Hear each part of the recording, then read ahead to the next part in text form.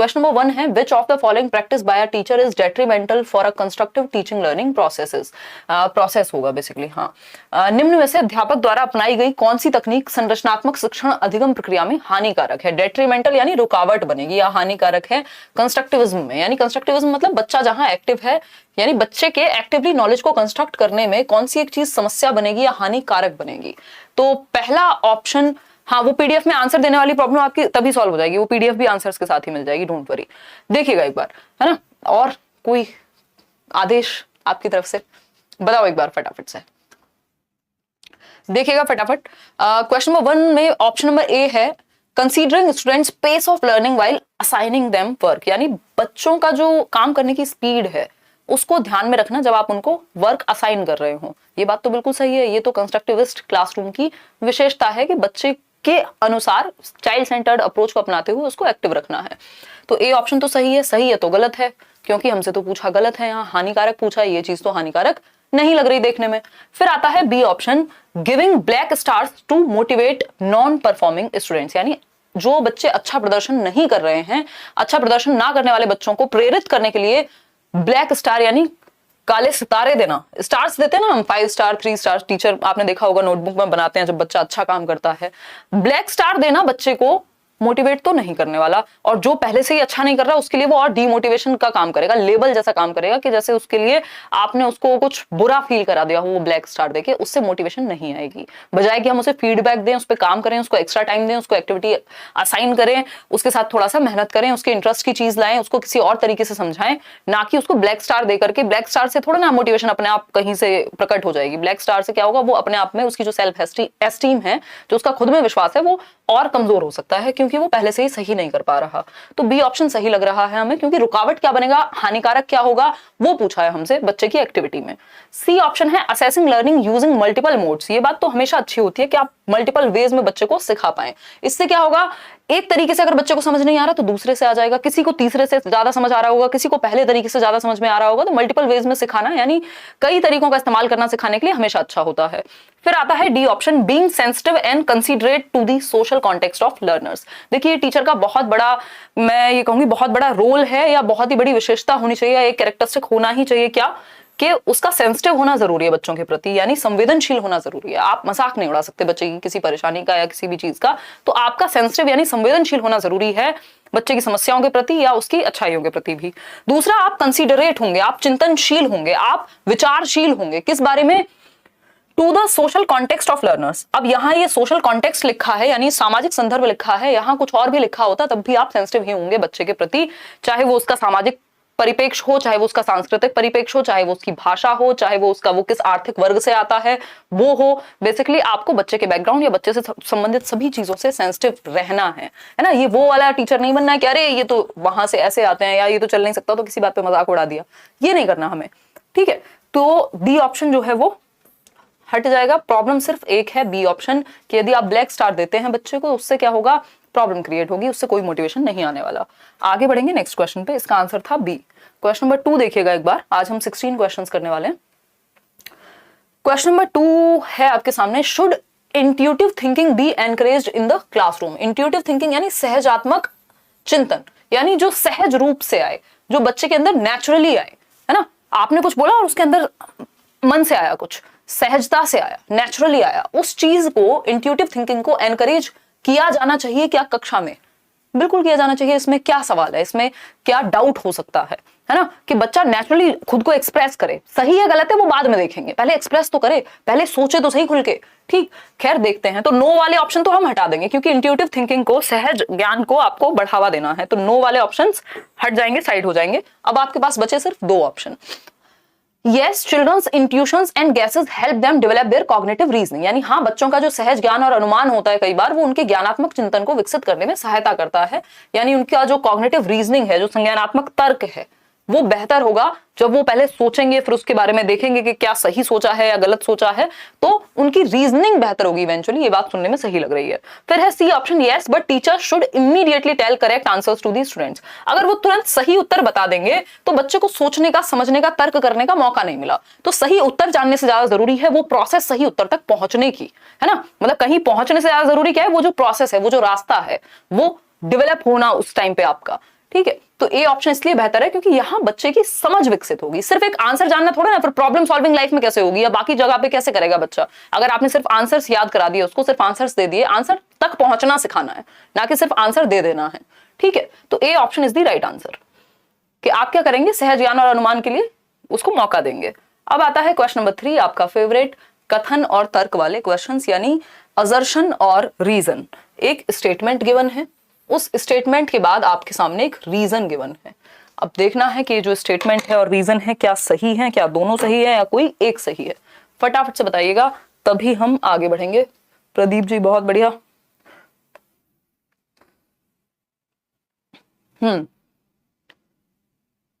चलें आगे बढ़े। 73% लोग ए आंसर दे रहे हैं। इसमें पढ़ भी लिया है या बस आंसर मार्क करने की जल्दी में आंसर दे दिया है? बताओ पहले, फटाफट से बताना। चलिए देखते हैं एक बार। अगर हम बात करें 93% लोग आंसर दे रहे हैं ए। स्टेटमेंट क्या है यहाँ? कथन है, using a set of visuals followed by discussions based on learners prior experience helps learners to build conceptual understanding. यानी दृश्यों के एक संग्रह का यूज अगर हम करते हैं, विजुअल्स आपने कई सारी पिक्चर दिखा दी, वीडियो दिखा दी, कुछ भी इस तरह का दिखाया, उसके बाद आप उस चीज को जो दिखाया गया है उस पर डिस्कशन कर रहे हैं बच्चे के पूर्व अनुभव के आधार पे, कि आपने ऐसा कुछ एक्सपीरियंस किया है। मान लीजिए आपने कहीं एग्जाम्पल दिया, कोई फसल है वो आपने दिखा दी, या कोई और सेंसिटिव टॉपिक हो सकता है जो आपने एक पिक्चर या मूवी के थ्रू दिखा दिया, वीडियो के थ्रू दिखा दिया, फिर उसके बाद उस पर डिस्कशन हो रहा है कि क्या कभी आप ओल्ड एज होम गए हैं। ठीक, तो उस केस में आप बच्चे को डिस्कशन के लिए प्रेरित कर रहे हैं उसके अनुभव के आधार पर। तो ये करना क्या है, हमेशा अच्छा है, इसमें क्या बुरी बात है ना। आप बच्चे के अनुभव से ही तो जोड़ते हैं, ठीक है ना बात। तो हम कहेंगे कि बिल्कुल ट्रू है ये बात कि आपने कुछ दिखाया और उस दिखाई हुई चीज को आपने किससे जोड़ दिया, अपने टीचिंग लर्निंग मटेरियल को बच्चे के अनुभव से जोड़ दिया और उसके संज्ञान को बेहतर कर रहे हैं आप डिस्कस करके। संज्ञान क्या है? आपकी मानसिक क्षमताओं को बेहतर करना। फिर आता है रीजन। इसका क्या दिया है? रीजन है, learners actively construct their own knowledge by connecting new ideas to existing ideas on the basis of materials activities presented to them. यानी बच्चे सक्रिय रूप से ज्ञान का निर्माण करते हैं नए आइडियाज से पुराने आइडियाज को कनेक्ट करके, यानी आज वो जो जानते हैं और जो नया उनके सामने आया है, दोनों को कनेक्ट करके नॉलेज को बिल्ड करते हैं। दोनों ही बातें सही हैं, यानी रीजन भी सही है और असर्शन भी सही है और रीजन भी सही है। Both A and R are true and R is the correct explanation of A. बिल्कुल सही बात माना गया है ए और आर को, और आर में सही रीजन दिया गया है ए का कि किस लिए हमें ऐसा करना चाहिए। क्वेश्चन नंबर 4 देखिएगा एक बार। क्वेश्चन नंबर 4 है, children learn in a dash way and not in a dash way. यानी बच्चे कैसे सीखते हैं और कैसे नहीं सीखते हैं।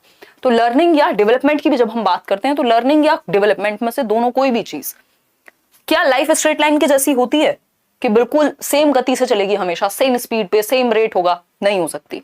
स्ट्रेट लाइन ना तो डेवलपमेंट हो सकता है और ना ही लर्निंग हो सकती है ना। आप ये सीखते हैं, फिर आपको पता लगता है यार ये जो सीखा था ना पहले ये गलत था, ये सही है। यहाँ मतलब थोड़ा आगे पीछे चीजें चलती रहती है, यानी स्पाइरल में होती है, चाहे वो लर्निंग हो चाहे वो डेवलपमेंट हो। आगे पीछे आप एक स्टेज में आगे जाते हैं, फिर कंसोलिडेट करते हैं, सोचते हैं जो सीखा था उसको कनेक्ट करेंगे, फिर सही करेंगे। मतलब ये थोड़ा सा स्पाइरल है, वर्तुलाकार है, ना कि रेखीय है। रेखीय कैसा हो गया? स्ट्रेट लाइन, बिल्कुल 2 + 2 4 ही होंगे हमेशा, ऐसा नहीं होगा। लर्निंग में भी कई बार कॉम्प्लिकेशंस आती हैं, है ना। तो हम कहेंगे कि बच्चे जो करते हैं वो कैसे करेंगे? इन अ स्पाइरल वे, वर्तुलाकार वे में आगे पीछे और कनेक्ट करके चीजों को, and not in a linear way. Linear का मतलब हो गया सिंपल स्ट्रेट लाइन है, हर दिन 2 सीखेगा फिर 2 सीखेगा फिर 2 सीखेगा, ऐसा नहीं होता ना कि बिल्कुल 2 ही ऐड होंगे हर दिन। हो सकता है किस दिन 20 हो जाए वो मल्टीप्लाई होके, हो सकता है किस दिन एक ही पॉइंट ऐड हो। समझ पा रहे हैं ना बात को? तो लर्निंग क्या है? स्पाइरल है, ना कि लीनियर। यानी बच्चे वर्तुलाकार तरीके से सीखते हैं और एक रेखीय तरीके से नहीं सीखते, यानी लर्निंग कोई एक रेखा वाली चीज नहीं है। ठीक है बात? तो A option is the right answer over here. ठीक, लीनियर नहीं होती लर्निंग, स्पाइरल होती है। मैकेनिक ना होकर के कंस्ट्रक्टिविस्ट होती है। कंस्ट्रक्टिविस्ट होता तो सही था। अनस्ट्रक्चर्ड नहीं होती, स्ट्रक्चर्ड हो सकती है, और कंस्ट्रक्टिविस्ट वे में भी सीख सकते हैं। कोई और बनता नहीं है बेसिकली यहाँ। तो A option is the right answer. आगे बढ़ेंगे क्वेश्चन नंबर 5 पर। देखिएगा क्वेश्चन नंबर 5। क्वेश्चन नंबर 5 क्या कहता है? To provide a conducive environment for learning a teacher should. Conducive यानी उपयुक्त पर्यावरण या वातावरण अगर आप बच्चों को सीखने के लिए देना चाहते हैं एज अ टीचर, तो क्या करना चाहिए, किस चीज पे फोकस करना चाहिए? 4 ऑप्शंस अगेन आपके सामने है, यही कोई एक आंसर होगा जो आपको ढूंढना है, जिस आंसर तक आपको पहुंचना है। पहला ऑप्शन है focus only on emotions of students and ignore cognitive aspects, यानी सिर्फ बच्चे के इमोशंस पे, कैसा उसको फील हो रहा है, इस बात पे फोकस करेंगे। संज्ञानात्मक पक्ष यानी उसके दिमाग से रिलेटेड पक्षों पे कोई फोकस नहीं करेंगे, तो प्रॉब्लम बन जाएगी ये तो, क्योंकि आपको बच्चे का संज्ञान भी विकसित कराना है। Focus only on cognitive aspects and ignore emotions of students, कि सिर्फ संज्ञान यानी सोचने पर, विचार करने पर, तर्क करने पर, कल्पना करने पर, यानी thinking, imagination, reasoning, problem solving, सिर्फ इन्हीं पे ध्यान देंगे, दिमाग से रिलेटेड एस्पेक्ट पे, इमोशंस पे ध्यान नहीं देंगे। अगर इमोशंस से कनेक्ट नहीं हुई लर्निंग, दिल से नहीं जुड़ी, नहीं सीख पाएगा अच्छे से, तो ये भी गलत है। फिर आता है C option, consider that emotional and cognitive aspects influence each other. ये बात बिल्कुल सही है, आपने ये चैप्टर भी पढ़ा ही होगा, नहीं पढ़ा है तो पढ़िएगा, सर्च भी कर लीजिएगा, मैंने पहले कराया हुआ है। कॉग्निशन एंड इमोशंस आपस में जुड़े हुए होते हैं, यानी दिल और दिमाग एक तरह से जुड़े हुए हैं। जो आपके इमोशंस हैं, जो आपके संवेग हैं, वो आपके संज्ञान को प्रभावित करते हैं और संज्ञान आपके संवेग को प्रभावित करता है। यानी जो अगर हम मान लीजिए किसी दिन अच्छा फील कर रहे हैं तो हमारा दिमाग भी अच्छे से काम करेगा, ठीक है। तो C option is the right answer, कि भावनात्मक और संज्ञानात्मक पक्ष वैसे भी अगर हम देखें तो डेवलपमेंट के सभी प्रकार जो है आपस में जुड़े हुए हैं, चाहे वो फिजिकल हो, कॉग्निटिव हो, सोशल हो, इमोशनल हो, ठीक है। सिर्फ एक व्यक्ति है जो ये कहते हैं कि कॉग्निशन और इमोशन इंडिपेंडेंट है, वो है ज़ेज़ोंग। वो कहते हैं कि इमोशंस अलग है, कॉग्निशन अलग है, बाकी सब कहते हैं इंटर रिलेटेड है, एक दूसरे से संबंधित हैं। डी ऑप्शन क्या है, consider there is no relationship between emotions and cognition, ऐसा नहीं है। ये सिर्फ कौन कहेगा, ज़ेज़ोंग नाम के व्यक्ति का कथन है ये, बाकी सारी दुनिया ये मानेगी कि ये आपस में एक दूसरे को प्रभावित करते हैं। चलिए आगे बढ़ते हैं नेक्स्ट क्वेश्चन की तरफ। क्वेश्चन नंबर है हमारा 6, देखिएगा, जवाब दीजिएगा। क्वेश्चन है to encourage meaningful learning. Meaningful learning क्या होती है, जो आपके जीवन से जुड़ जाए, वही तो अर्थपूर्ण है ना। आपके लिए मीनिंगफुल क्या है, जो आपकी लाइफ से जुड़ जाए, जिसमें आपको कोई इंटरेस्ट आए, ठीक। तो अर्थपूर्ण अधिगम की अगर हम बात करें, उसको प्रोत्साहित करने के लिए should be motivated to set, किस तरह के गोल सेट करने चाहिए टीचर को, रेदर देन किस तरह के गोल सेट होने चाहिए यदि आप चाहते हैं कि मीनिंगफुल लर्निंग जो बच्चे के जीवन से जुड़े, जो उसकी लाइफ से जुड़ जाए, जो रियल हो, जो रट्टे वाली ना हो, जो रोट लर्निंग ना हो। एक होती है मीनिंगफुल लर्निंग, दूसरा होता है रोट लर्निंग। तो हमें रोट लर्निंग यानी रट्टे पे फोकस नहीं करना, रटवाने पे फोकस नहीं करना, हमें मीनिंगफुल लर्निंग पे फोकस करना है जो उसके जीवन से जुड़ी हो। तो मीनिंगफुल लर्निंग के लिए हमें क्या करना पड़ेगा, बच्चे के लिए लर्निंग गोल सेट कीजिए, यानी जहां सीखने में उसको इंटरेस्ट हो, जहां वो उसका फोकस जो है वो सीखने पर हो, बजाय कि परफॉर्मेंस के, कि मुझे फर्स्ट आना है। परफॉर्मेंस गोल्स कौन से होते हैं, फर्स्ट आना है, ए ग्रेड लाना है, इससे आगे निकलना है, ये है परफॉर्मेंस गोल। परफॉर्मेंस ओरिएंटेड गोल्स या ओरिएंटेशन इनकी होती है। लर्निंग गोल्स कौन से हैं, कि मुझे ये सीखने को मिलेगा, परफॉर्म करोगे अपने आप नंबर आ जाएंगे, बट सीखने पे फोकस है। तो आपको कौन से गोल्स यहां लगाने चाहिए, सेट लर्निंग गोल्स, के बच्चे का सीखने पे फोकस है, लर्निंग में मजा आ रहा है, rather than performance goals. Performance पे फोकस नहीं है कि फर्स्ट आऊंगा कि सेकंड, अभी तो आपका पूरा ध्यान इस बात पे है कि मुझे ये चैप्टर अच्छे से पढ़ना है, समझना है। अगर अच्छे से समझा और पढ़ा तो नंबर भी आ जाएंगे इवेंचुअली, नहीं भी आएंगे तो क्या होगा, कहीं और यूज कर लोगे उस ज्ञान को। तो A option is the right answer, ठीक है। परफॉर्मेंस गोल नहीं सेट करना होता, लर्निंग गोल करना होता है, तो ये बी तो गलत हो गया। फेलियर अवॉइडिंग, फेलियर एक्सेप्टिंग, इस तरह के गोल्स हम नहीं बेसिकली सेट करते। 3 तरह की ओरिएंटेशन होती है जब हम गोल सेट करने की बात करते हैं। एक होता है परफॉर्मेंस ओरिएंटेशन गोल, प्रतिस्पर्धा कह लीजिए इसको, परफॉर्मेंस ओरिएंटेशन। जब हम लर्निंग की बात करते हैं 3 तरह के गोल सेट किए जा सकते हैं। परफॉर्मेंस ओरिएंटेशन है कि फर्स्ट आना है, सेकंड आना है ना, ये रैंक वाले, कि फर्स्ट सेकंड या जो भी आपको रैंक पे फोकस है। दूसरे तरह के गोल होते हैं आपके फेलियर अवॉइडेंस, फेलियर अवॉइडेंस यानी आप असफलता को अवॉइड कर रहे हैं, ओरिएंटेशन, ठीक है। मतलब आपको किसी तरह से फेल होने से बचना है, 33% नंबर आ जाए बस पास हो जाए, किस तरह से सीटेट की तैयारी कर रहे हैं तो 90 आ जाए बस पास हो जाए, कोई फर्क नहीं पड़ता, ठीक है। तो आप यहाँ फेलियर से बचने के लिए क्या कर रहे हैं, फेलियर को अवॉइड करने के लिए, टू अवॉइड फेलियर, के समहाउ पास हो जाए बस, टू अवॉइड फेलियर, ठीक है। इसलिए पढ़ रहे हैं, उतना पढ़ रहे हैं जितना बस पास होने लायक नंबर आ जाए। फिर आता है आपका बेस्ट गोल, जो कि मास्टरी ओरिएंटेशन, या इसी को आप लर्निंग ओरिएंटेशन बोल सकते हो, जो अभी हमने आंसर मार्क किया था। मास्टरी ओरिएंटेशन यानी आपको पारंगतता प्राप्त करनी है, आपको मास्टर बनना है उस चीज का, यानी आपका फोकस किस पे है, लर्निंग पे है, कि आपको सब कुछ आता हो उस चीज के आसपास, तो वो आपका फोकस है। फर्स्ट रैंक आए, सेकंड आए, फोर्थ है, यू डोंट केयर, ठीक है। यहाँ आप सिर्फ फेलियर अवॉइड करने के लिए पढ़ रहे हैं, यहाँ सिर्फ रैंक के लिए पढ़ रहे हैं। तो इन दोनों में प्रॉब्लम क्या है? अगर आप सिर्फ रैंक के लिए पढ़ रहे हैं तो वो रैंक के लिए पढ़ने में जो अपना आपका एसेंस है, जो मीनिंगफुल लर्निंग है, वो नहीं हो पाएगी। आप रट्टे भी लगा देंगे, अगर आपको समझ नहीं भी आया तब भी। वो चतुर्रामलिंगम याद कर लीजिए, आपका 3 इडियट्स वाला। फेलियर अवॉइडेंस क्या है? किसी तरह से पास हो जाए, वो राजू टाइप्स। फिर मास्टरी ओरिएंटेशन, वो रेंचो को याद कीजिए 3 इडियट्स में, ठीक है, कि डिग्री मिल भी रही है नहीं मिल रही पता नहीं, कोई फर्क नहीं पड़ रहा, लर्निंग पे फोकस है। तो बेस्ट क्या है? बेस्ट है ये मास्टरी ओरिएंटेशन, यानी पारंगतता होनी चाहिए, ठीक है। आगे बढ़े, नेक्स्ट क्वेश्चन की तरफ चलें। क्वेश्चन नंबर 7 देखेंगे, रुकिएगा एक बार। क्वेश्चन नंबर है 7, देखिएगा एक बार। क्वेश्चन नंबर 7 पोल में आंसर कीजिएगा।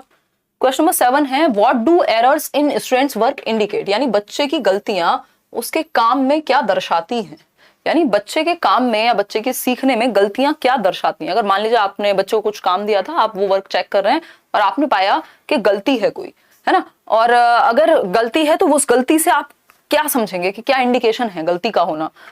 देखिएगा, ए कह रहे हैं 36% लोग। चलिए देखेंगे अभी।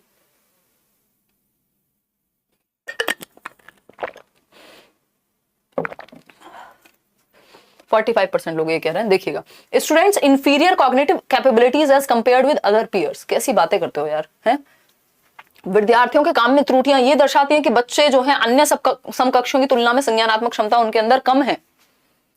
मतलब गलतियों का मतलब ये थोड़ी है कि उनमें दिमाग कम है। गलतियां कौन नहीं करता जो सीखता है ना? तो ये तो बात गलत हो गई, ये आपने आंसर बिल्कुल गलत दे दिया। फिर आएंगे students demotivation since learning is totally contingent upon external rewards, कि लर्निंग जो है सिर्फ एक्सटर्नल रिवॉर्ड्स के लिए होती है और इसलिए बच्चे जो है डिमोटिवेटेड हैं अगर वो गलती कर रहे हैं। तो लर्निंग सिर्फ बाहरी रिवॉर्ड के लिए होती है, ऐसा हम नहीं कह सकते।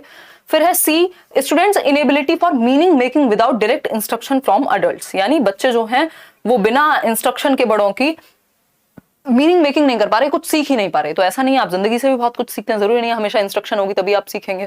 फिर आता है D option, students thinking is qualitatively different from adults. ये बात किसने कही है? पियाजे ने भी कही है, और ये बात वैसे भी सही है। गलतियां क्या हैं? ये दर्शाती हैं कि आप सीख रहे हैं और सीखने की प्रोसेस में आप कैसे सोचते हैं, ये दर्शाएंगी गलतियां। तो आपकी थिंकिंग प्रोसेस को, यानी एक लर्नर की, एक बच्चे की थिंकिंग प्रोसेस को दर्शाती हैं गलतियां। उससे आपको पता लगेगा, एज अ टीचर फीडबैक मिलेगा कि आपको कहाँ इंप्रूवमेंट की जरूरत है, कहाँ दूसरे तरीके से सिखाने की जरूरत है। बच्चों की जो थिंकिंग है वो क्वालिटेटिवली अलग है। क्वालिटेटिव का मतलब क्या है? वो डिफरेंट तरीके से सोचते हैं, जैसा आप सोचते हैं, जैसा आपने सिखाया है उससे थोड़ा अलग सोचते हैं क्वालिटी में, लेकिन सोचते वो भी हैं, है ना। तो D option is the right answer. जो आपने ये गड़बड़ की है, इतना ब्लंडर किया है इतने आसान क्वेश्चन में, बहुत ही शर्मनाक बात। अब आते हैं क्वेश्चन नंबर 8 पर। इसको ध्यान से पढ़िएगा, नहीं तो इसमें तो आप और बढ़िया गलती कर देंगे, कॉम्प्लिकेटेड क्वेश्चन है, ध्यान से पढ़िएगा। एक तरफ आपका एक पॉइंट दिया हुआ है, उससे संबंधित, उस कॉन्सेप्ट से संबंधित आपको दूसरी साइड सही चीज को चूज करना है, उसके बारे में कौन सी एक बात सही कही गई है। मैं एक बार रीड कर देती हूँ। एल्गोरिथम से कौन सा एक ऑप्शन कनेक्टेड होगा? ह्यूरिस्टिक से, एनालॉजी और मीन्स एंड एनालिसिस। बताइएगा एक बार कौन सा सही होगा, फटाफट से बताइएगा। धुंधला दिखाई दे रहा है तो क्वालिटी इंक्रीज कर लीजिए अपनी सेटिंग्स में जाकर के। बिल्कुल यहाँ से एचडी क्वालिटी में चल रही हैं चीजें, और लाइक शेयर करना आप भूल जाते हैं। 4331 लोग हम लोग जुड़े हुए हैं, सिर्फ 1700 लोगों ने लाइक किया है। ये क्वेश्चन बराबर होनी चाहिए कायदे में, बाकी तो आपकी इच्छा है। देखिए एक बार, सीटेट का नोटिफिकेशन कब? दिसंबर से पहले मुझे तो नजर नहीं आ रहा। खैर चलिए फटाफट से बताइए। डी ऑप्शन कह रहे हैं 33% लोग। चलिए देख लेते हैं, कोशिश अच्छी है आपकी। एल्गोरिथम्स क्या होते हैं? एल्गोरिथम वो होते हैं जो step by step prescribed solution एक प्रॉब्लम का। एल्गोरिथम की बात मतलब स्टेप बाय स्टेप प्रोसीजर है, ठीक। एनालॉजी की जब हम बात करते हैं, एनालॉजी होती है समानता, ठीक। जैसे हम क्या कर सकते हैं कि हमारी आंखें कैसी हैं? एक कैमरा के जैसी हैं जो सब कुछ कैप्चर करती हैं। ये एनालॉजी हुई आंख की कैमरा से, ठीक। मतलब समानता जिसमें दर्शाई गई हो, ठीक। तो keeping in mind solutions of problem similar to the problem at hand, तो ये होगा एनालॉजी। तो सी का फर्स्ट, ए का हमारा हो गया स्टेप बाय स्टेप, ए का हो गया 2, तो ए का 2 कहीं और है ही नहीं, सिर्फ डी ऑप्शन में ही है। तो यही आंसर जो है वो सही है, ठीक है। एल्गोरिथम की अगर हम बात करें तो ये स्टेप बाय स्टेप सॉल्यूशन है। ह्यूरिस्टिक क्या है? फंडे होते हैं, जुगाड़ होते हैं किसी प्रॉब्लम को सॉल्व करने के, ठीक है। जैसे अगर हम कहें leading to the correct answer, general leading, हाँ ये ह्यूरिस्टिक आपका 4th चला जाएगा, ठीक। मीन्स एंड एनालिसिस होते हैं टुकड़ों में तोड़ना किसी चीज को, ये पहले भी पूछा जा चुका है मीन्स एंड एनालिसिस। तो टुकड़ों में तोड़ना देखना कहां पे लिखा हुआ है, थर्ड में, dividing a problem into sub goals and then solving each sub goals. यानी अगर प्रॉब्लम बहुत बड़ी है तो उसको टुकड़ों में तोड़ो और फिर एक एक हिस्से को सॉल्व करो, ये होता है मीन्स एंड एनालिसिस। तो D option is the right answer over here. आगे बढ़ेंगे नेक्स्ट क्वेश्चन पे। क्वेश्चन नंबर 9 देखिएगा, learning is significantly affected by personal as well as environmental factors. यानी लर्निंग में दो फैक्टर्स होते हैं, एक पर्सनल जो बच्चे से संबंधित होगा और दूसरा एनवायरमेंटल जो एनवायरमेंट से संबंधित होगा, राइट। अगर हम लर्निंग की बात कर रहे हैं तो पर्सनल फैक्टर और दूसरे एनवायरमेंटल फैक्टर्स दोनों से संबंधित होंगे। Which of the following statement is correct in this context, यानी इस कथन के या इस संदर्भ के बारे में कौन सी एक बात सही है। Aptitude and attitude both are personal factors, यानी अभिरुचि और अभिवृत्ति दोनों क्या है, व्यक्तिगत यानी पर्सनल फैक्टर्स हैं। यानी आपको पहचानना है कि पर्सनल फैक्टर कौन सा है और क्या कहेंगे एनवायरमेंटल फैक्टर कौन सा है। Religion and attention both are personal factors, कि जो देखो रिलीजन पर्सनल फैक्टर नहीं हो सकता, एनवायरमेंट से आता है, ठीक है। अटेंशन क्या है, अटेंशन पर्सनल फैक्टर हो सकता है क्योंकि बच्चे से संबंधित है, बच्चे के दिमाग से संबंधित है, तो ये गलत हो गया। Interest and community both are, community तो एनवायरमेंटल फैक्टर है, इंटरेस्ट पर्सनल फैक्टर है क्योंकि बच्चे से संबंधित है। एज एंड स्कूल, एज जो है आपका वो पर्सनल फैक्टर है, बट स्कूल क्या है, एनवायरमेंटल फैक्टर है। इन्होंने कह दिया दोनों एनवायरमेंटल है, तो गलत हो गया। सिर्फ एक ही ऑप्शन सही है जो कि 57% लोग आंसर सही भी दे रहे हैं। Aptitude and attitude both are personal factors. आपके अंदर क्या क्षमता है, एप्टीट्यूड क्या है, आपके अंदर किसी स्किल को सीखने की क्षमता, वो हो गया एप्टीट्यूड। तो ये पर्सनल फैक्टर है, आपका अलग हो सकता है, मेरा अलग हो सकता है। एटीट्यूड क्या है, एटीट्यूड आपका नजरिया, आपके आइडियाज, आपके बिलीफ, आपका इंटरेस्ट किस एक दिशा में है, वो एटीट्यूड हो गया, वो भी पर्सनल है, ठीक। तो ये दोनों पर्सनल फैक्टर होते हैं, एटीट्यूड और एप्टीट्यूड, ठीक है। अगर हम बात करें यहाँ पर्सनल और एनवायरमेंटल फैक्टर्स की, मान लीजिए ये है एक बच्चा, ये है एक छोटा सा गोलू मोलू बच्चा, ठीक, जो कि बहुत खुश रहता है, 4-5 बाल हैं इसके सर पे, और दो तरह के फैक्टर्स हैं जो हमें पता होने चाहिए, एक है पर्सनल फैक्टर और दूसरी तरफ है एनवायरमेंटल फैक्टर्स, ठीक है। एक तरफ पर्सनल फैक्टर्स हैं यानी व्यक्तिगत कारक हैं, लर्निंग को प्रभावित करने वाले दो कारक हैं, दूसरे हैं एनवायरमेंटल। इन्हीं में सारे फैक्टर्स आ जाते हैं, या तो वो एनवायरमेंटल होगा कोई फैक्टर या फिर वो पर्सनल फैक्टर होगा, राइट। तो अगर हम बात कर रहे हैं पर्सनल की, तो याद करो क्या क्या हो सकता है यहाँ पर्सनल फैक्टर में, एटीट्यूड बच्चे का, एप्टीट्यूड ये दोनों तो अभी हमने देखे ही है ना, उसकी अभिरुचि क्षमता, एज उसकी, इंटरेस्ट किन चीजों में है, ठीक है, और भी 70 तरह के जो बच्चे से संबंधित कारक हैं, ठीक। अगर हम बात करें उसका मेंटल लेवल, वो सब यहाँ आ जाएगा पर्सनल में। एनवायरमेंट में क्या हो सकता है, स्कूल हो सकता है ना, उसको क्या ट्रेनिंग मिली है, एजुकेशन कैसी मिल रही है, वो सब आ गया, न्यूट्रिशन कैसा मिल रहा है ना, और जितने भी बाकी फैक्टर्स हैं जो एनवायरमेंट से संबंधित है, कहाँ वो रहता है, कैसा एनवायरमेंट, बेसिकली फिजिकल एनवायरमेंट कैसा है, ये सारी चीजें आपकी एनवायरमेंटल में आ जाएंगी। तो ये पर्सनल और एनवायरमेंटल फैक्टर्स हैं, दोनों ही लर्निंग को क्या करते हैं, प्रभावित करते हैं। चलिए आगे बढ़ते हैं। तो इसमें आंसर ए सही था। क्वेश्चन नंबर 10 देखिएगा एक बार, क्वेश्चन नंबर 10। अगर हम बात करें क्वेश्चन नंबर 10 की, इजी सा क्वेश्चन है, फटाफट से देख के बताइएगा।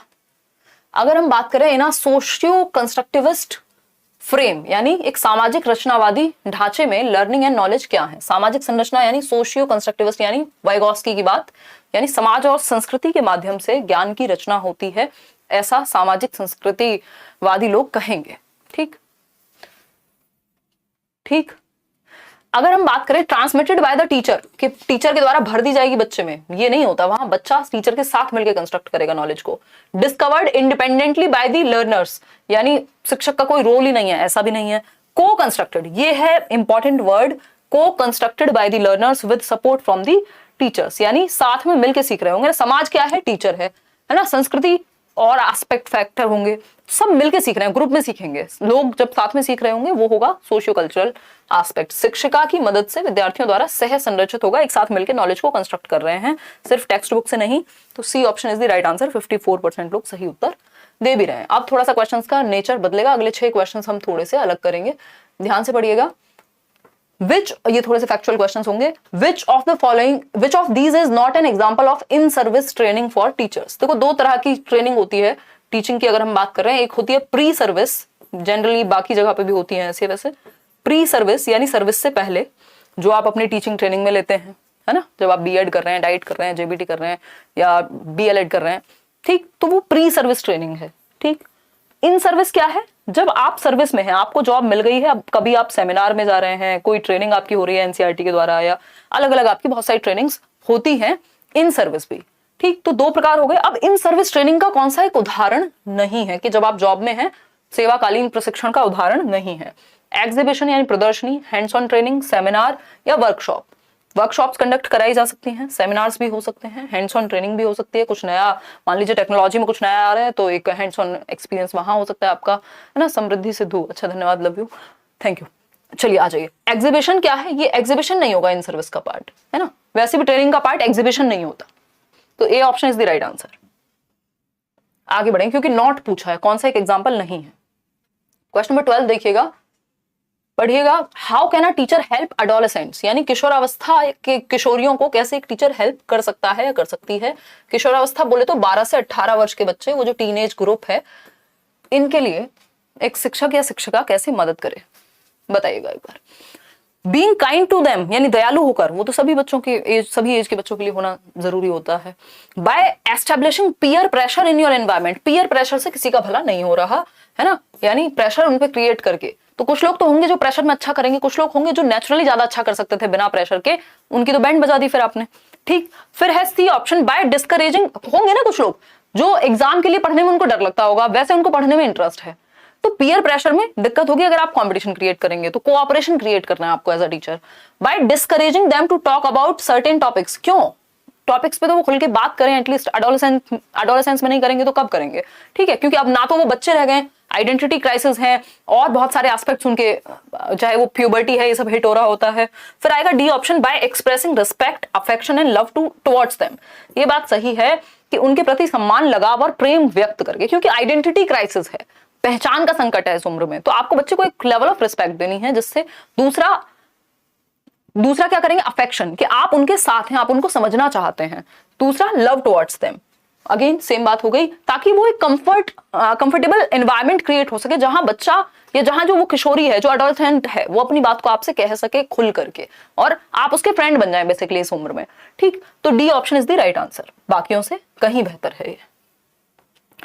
चलिए, और इससे इंक्लूसिव भी है। अगर ए ऑप्शन की बात करें तो यहां सब कुछ आ गया डी में, ए ऑप्शन अपने आप ही इंक्लूड हो गया, तो वो ऑप्शन बेटर होता है जिसमें बाकी ऑप्शंस अपने आप इंक्लूड हो जाएं या फिर सबसे बेस्ट हो।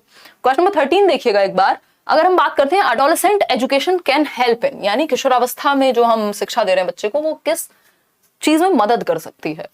पहला ऑप्शन है आपके पास, जनरेटिंग फ्यू जॉब अपॉर्चुनिटीज, यानी सिर्फ नौकरी के अवसर पैदा करने में।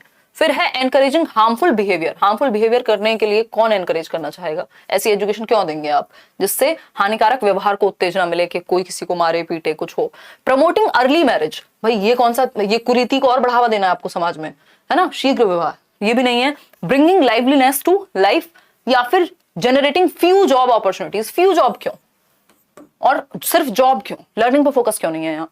तो ब्रिंगिंग लाइवलीनेस टू लाइफ, कि हम जीवन को और जीवंत बना सकें, वो क्योंकि एनर्जी इतनी है उस एज में, स्ट्रेस एंड स्टॉर्म की एज कहा जाता है, हर तरह से जो साइकोलॉजिकल फिजिकल इमोशनल चेंजेस बहुत ज्यादा हो रहे होते हैं, तो ये जरूरी है कि उनको और लाइवलीनेस फील कराएं हम, बजाय कि एंग्जाइटी फील कराने के, है ना, वो डिप्रेशन की तरफ नहीं बल्कि लाइवलीनेस की तरफ जाएं, तो डी ऑप्शन। क्वेश्चन नंबर 14 देखिएगा एक बार। क्वेश्चन नंबर 14 है आपका, schools are in a unique position to help students attain the nationally recommended dash or more of moderate to vigorous physical activity daily, यानी छात्रों को राष्ट्रीय स्तर पर अनुशंसित डैश या अधिक मध्यम से जोरदार या ज्यादा शारीरिक गतिविधि प्राप्त करने में मदद करने के लिए स्कूल को क्या करना चाहिए, मतलब कितनी फिजिकल एक्टिविटी नेशनली रिकमेंडेड है बच्चों के लिए।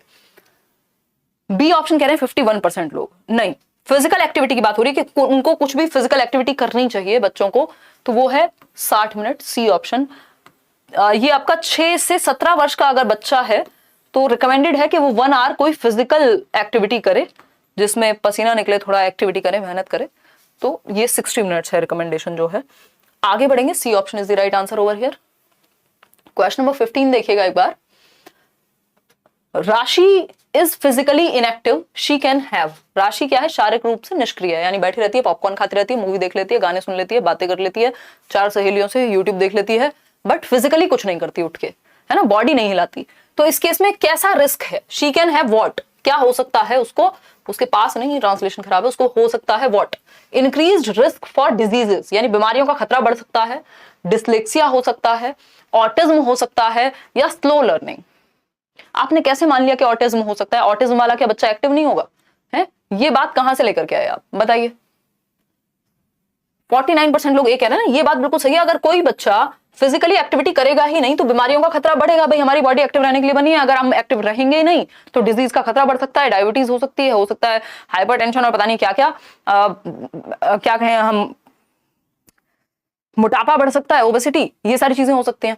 ठीक, तो इंक्रीज्ड रिस्क फॉर डिजीजेस, यानी बीमारियों का खतरा बढ़ सकता है यदि वो एक्टिव नहीं है। यहाँ जरूरी नहीं है ऑटिज्म है उसको स्लो लर्निंग है, ऐसा तो कोई लक्षण बताया ही नहीं है। ऑटिज्म में रिपीटेटिव कोई बिहेवियर करता है बच्चा बार बार, डिसलेक्सिया में कुछ पढ़ने में समस्या होगी, धीमी गति की तो यहाँ बात ही नहीं हो रही, लर्निंग की तो बात ही नहीं हुई। सिंपल कहा गया कि यदि बच्चा एक्टिव नहीं है तो क्या हो सकता है, increased risk of diseases. Last question आज के लिए, पोल में आंसर कीजिएगा क्वेश्चन नंबर 16 को। Needing to release energy with sudden outbursts of activity is an emotional characteristic displayed by, यानी गतिविधि के अचानक विस्फोट से के साथ ऊर्जा को मुक्त करने की जो आवश्यकता है, यानी इतनी ज्यादा एनर्जी है कि उसको सडन एक्टिविटी के आउटबर्स्ट, मतलब सडन आउटबर्स्ट ऑफ एक्टिविटी, यानी फिजिकली एक्टिव होना बहुत जरूरी है या कुछ करना जरूरी हो जाता है। टेक केयर, बाय बाय, धन्यवाद आपका।